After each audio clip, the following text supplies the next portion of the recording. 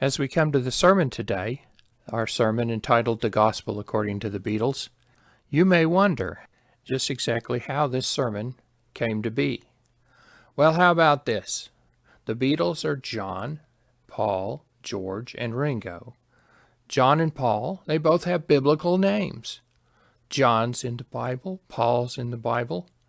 You might counter my argument by observing that you could say the same thing about Peter, Paul, and Mary. Those are certainly biblical names, and musical names, and popular names, once upon a time. But I'm not preaching a sermon about them, at least not this week. And why me? Why would I be the one to stand forth? Well, I'm certainly old enough to qualify for someone who experienced the Beatles from the early days. You might say I'm the world's most obsessed expert on the Beatles since they first appeared.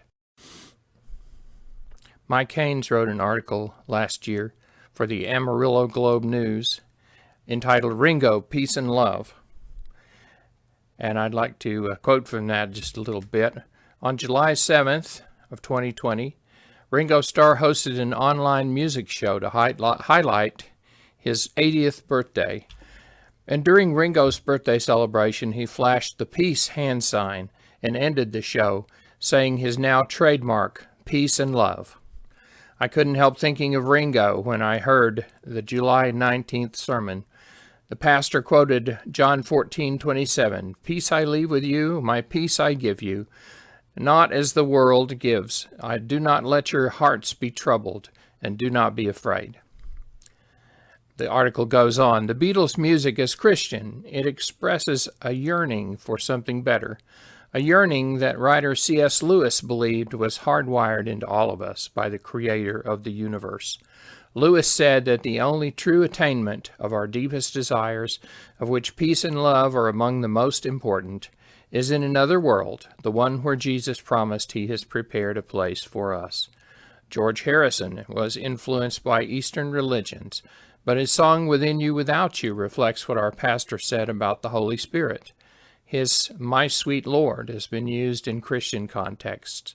Paul McCartney sang for peace in the neighborhood.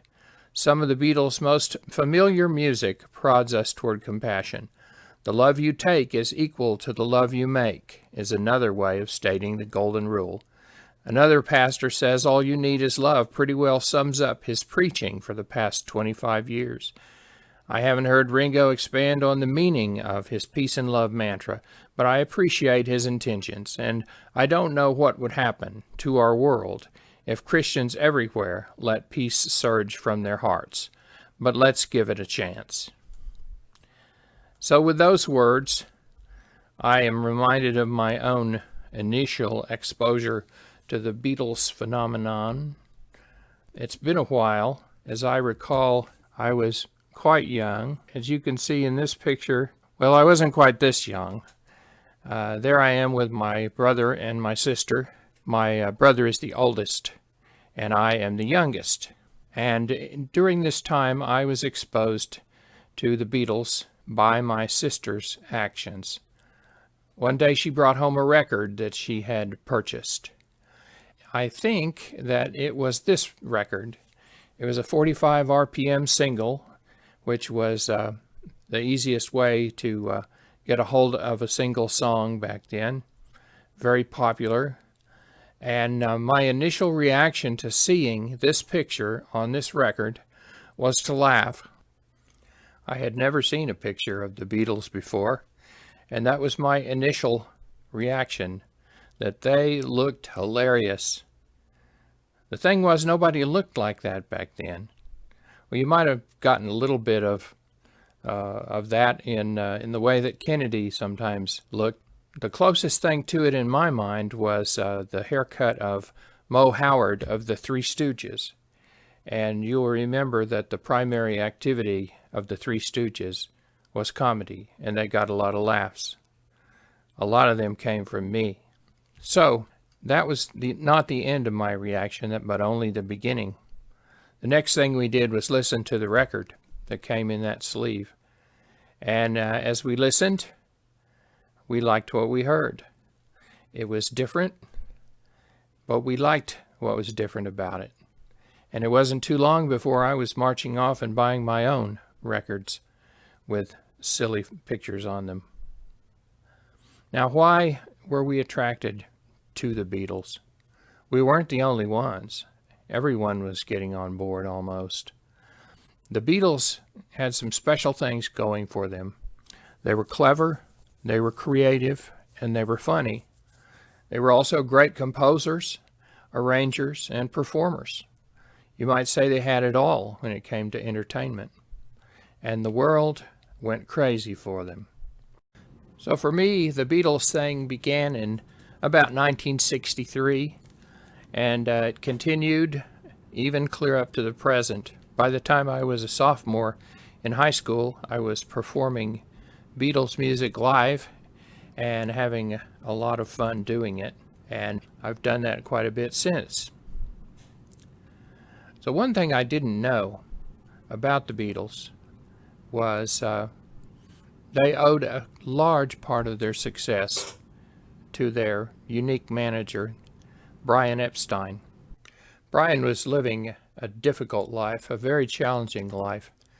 He was gay. He was also Jewish. And between those two things, life had its many challenges. Brian had to be secretly gay at that time because otherwise he would be breaking the law and would be in all kinds of trouble. And his family business would suffer as a result. The Beatles knew that from the beginning. They understood that Brian was gay. They didn't care. They simply trusted him in anything and everything. And he worked to promote their success and did a great job of it. Otherwise, if not for Brian, I doubt that they would have gotten out of England. I'm not sure they would have gotten out of Liverpool. When he first met them, they all were dressing like a small motorcycle gang. They all wore leather, and they were pretty rough. In fact, it's been observed that actually the Beatles were rougher in actuality than the Rolling Stones were. Although, as a kid, I always considered that the Stones were the tough ones. Well, I think the Beatles were really tougher. But under Brian's hand, they were civilized and brought into a format that would be palatable to the world. Brian died in 1967 of an accidental drug overdose, and the Beatles struggled mightily to maintain after that. It seems they didn't really realize how much they depended on him, but when he died, they felt like it was all over. That's when Paul came forward and became more of a leader within the group, and the others all resented it. Now, the Beatles did have their acquaintance with religion, and I read an article about the religious views of the Beatles. This English rock band evolved over time their own unique views about religion. They did not develop that in a vacuum, however. All four Beatles were associated in their childhood with either Protestant Christianity or Roman Catholic Christianity. John Lennon, growing up, attended St. Peter's Anglican Church in South Liverpool, where he was a member of the youth group and sang occasionally in the choir. Ringo Starr attended an evangelical Anglican church during his childhood. Well, in 1965, the band had given an interview in which they defended themselves against claims that they were anti-religious, while at the same time emphatically declaring themselves to be agnostic. John Lennon said, "If you say you don't believe in God, everyone assumes you're anti-religious. We're not quite sure what we are, but I know we're more agnostic than atheistic." He described his own belief in God by quoting the Bishop of Woolwich, saying that he visualized God not as an old man in the sky. "I believe what people call God is something in all of us." After they had their 1966 tour, George Harrison broadened his interest in Indian culture and Hinduism, the religion of India. He and his wife went on a pilgrimage to meet gurus. And in 1968, all four of the Beatles went to Rishikesh in northern India to study meditation together. And while they were there, they wrote a few new songs. In their recordings, we see that there are spiritual leanings. They first covered a song entitled Money, That's What I Want. And, I always found that kind of a disappointment because it's so shallow and so materialistic. It was a cover of a 1959 tune. But they followed it up the next year with their own song, Money Can't Buy Me Love. And that's a little bit more realistic, more spiritual approach to the subject. Clear back in the song She Loves You, one of their early hits, they have a line there that I could not understand when I was younger. And here's what it is. It says, "Pride can hurt you too. Apologize to her because she loves you." Pride can hurt you too. That definitely sounds like there's some influence from Christian sources in that line that I had so much trouble understanding what they were saying. And then in 1965, December, they came out with a song that really grabbed me entitled The Word. Say the word and you'll be free. Say the word and be like me. Say the word I'm thinking of. Have you heard the word is love? It's so fine, it's sunshine. It's the word love. In the beginning I misunderstood, but now I've got it. The word is good. Spread the word and you'll be free. Spread the word and be like me. Spread the word I'm thinking of. Have you heard the word is love? It's so fine, it's sunshine. It's the word love. Everywhere I go, I hear it said in the good and the bad books that I have read. That's clever. The good book and the bad book. Say the word and you'll be free. Say the word and be like me. It's so fine, it's sunshine. It's the word love. Now that I know what I feel must be right, I'm here to show everybody the light. Give the word a chance to say that the word is just the way. It's the word I'm thinking of, and the only word is love. It's so fine, it's sunshine, it's the word love. That was a great song. It was never a hit song, but to me, it was one of the best songs that they'd ever done. It was on the Rubber Soul album. And John Lennon said one time, "You don't know us if you don't know Rubber Soul."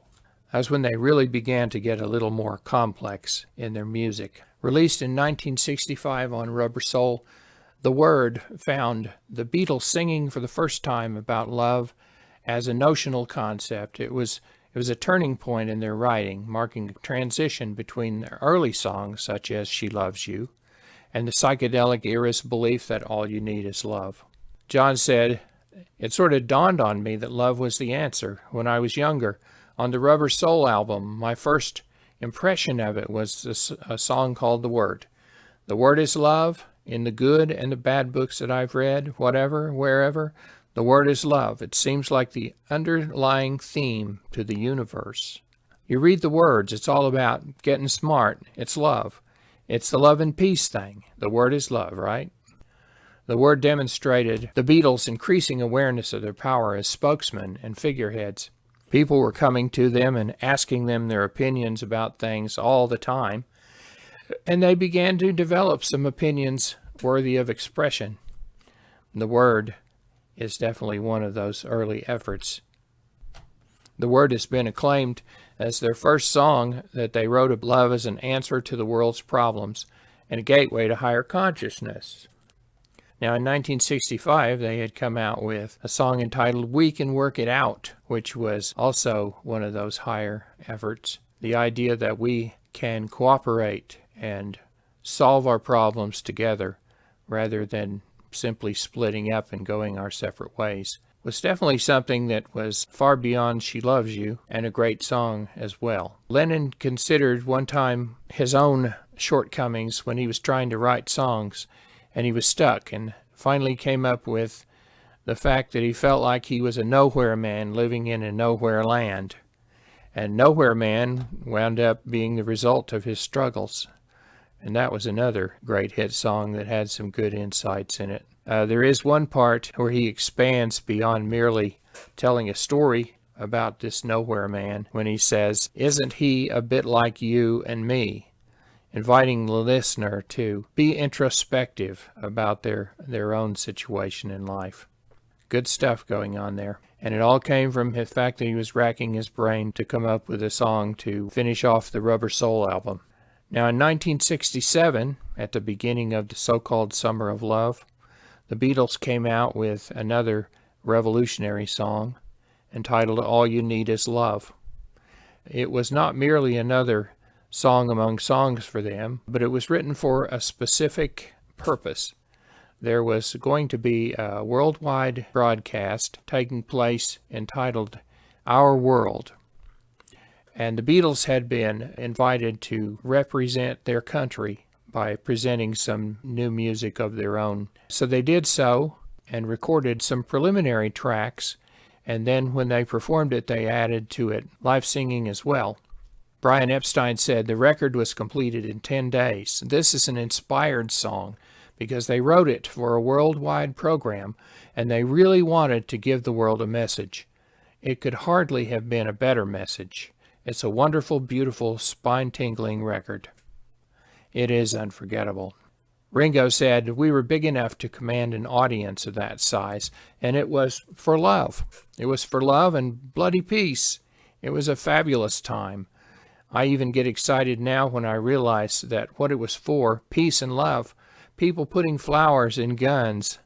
The writers of the song were massive at hitting the nail on the head. Because of the mood of the times, it seemed like a great idea to perform that song, and because we thought, we'll sing All You Need Is Love because it's a subtle bit of PR for God, John said. And then on their last album, Abbey Road, they ended the whole thing with a line, "And in the end, the love you take is equal to the love you make." So their last statement, artistically as a group, involved love, and that love had something to do with the sum total of one's life. After they broke up, which they sadly did, and I don't really have time to go into the details of that, but they continued to record and perform as solo artists, and the things that they did are very telling. The spiritual direction continued there. George came to the forefront with his religious music. In 1970, he put out My Sweet Lord, which was his way of bringing together the faiths of the world to worship and seek God together. And that song wound up being the song of the year, My Sweet Lord. That was only one song on his triple album, his first solo effort, which turned into a 3-album collection and sold great. It was a big hit.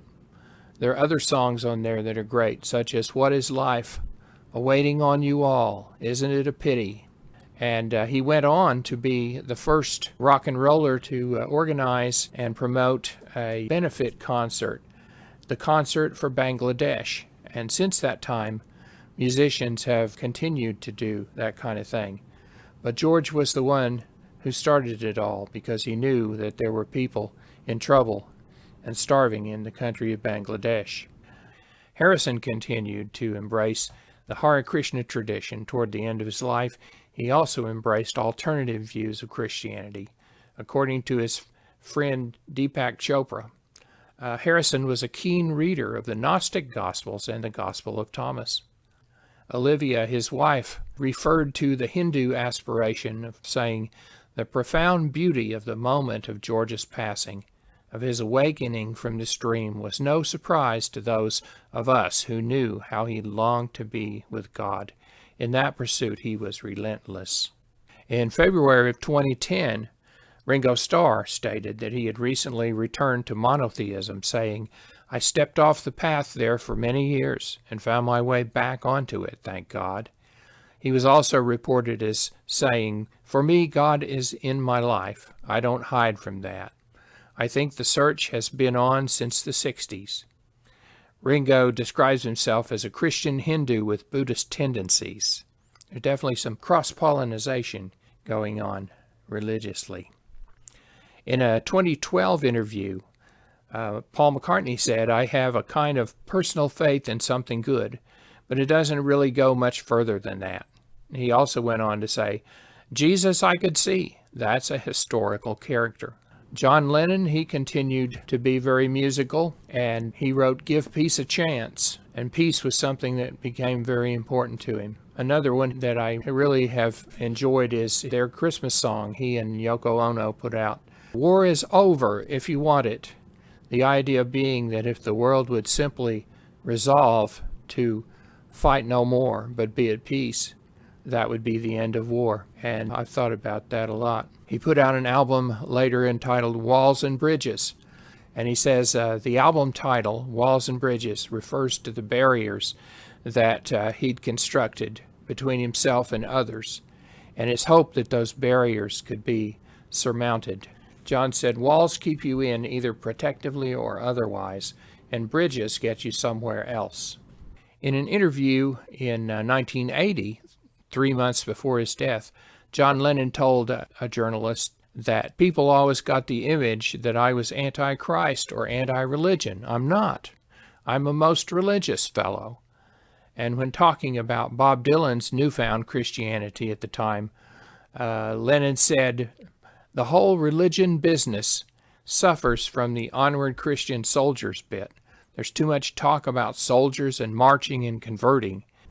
Paul McCartney, for his part, recorded a song with Stevie Wonder entitled Ebony and Ivory, speaking of how the races can work together and make wonderful music together. I'm also reminded that in the Beatles days, when they were in the middle of the Let It Be period, which was rather difficult for them all to get along together, George Harrison had brought in Billy Preston, who was a fantastic performer, both on keyboard and also vocals.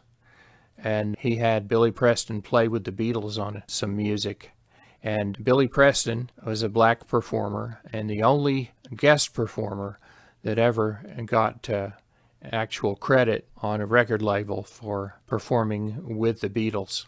They also behaved themselves a lot more around Billy Preston than around each other because they respected him so much. Paul also has worked in the area of animal rights. Also, he's a great advocate of vegetarianism. Those two things are linked together. He was one of the ones that has promoted Meatless Mondays. In one of his classical works entitled Ecce Cor Meum, we find the following lyrics. "Peace and love are all we long for, peace and love. Truth is only reality. Nature truly is what we are. Peace and love are always our true nature. Love is all." And in a similar vein, I mentioned Ringo and his flashing the peace sign and saying peace and love. It's become a very important part of his career, that the last several albums that he has put out, they all have a song about peace and love and how we must stand for it and we must promote it in our world. So when you put it all together, we see there are a lot of things about the Beatles that are extremely spiritual. I'm not saying they're perfect, but then again, I'm also not saying that we are perfect, but that they do seek a higher path for themselves and for others.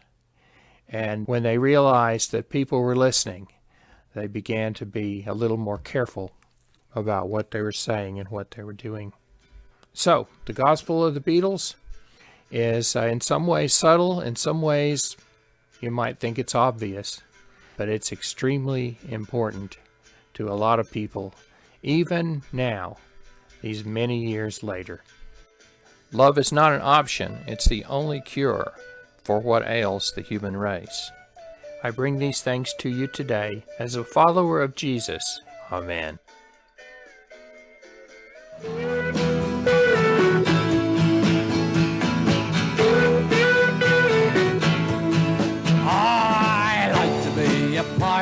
It's a pirate's life for me. All my friends are pirates and they sing the BBC. I got a jolly Roger, it's a black and white and fast. So get out of your skull and crossbones and run it up your mast. yo ho and ha ha dee ha ha ho. Yo ho ho and ha ha dee yo. I got a Jolly Roger, it's a black and white and fast. So get out of your skull and crossbow, running up your mast. Altogether I like to be a pirate.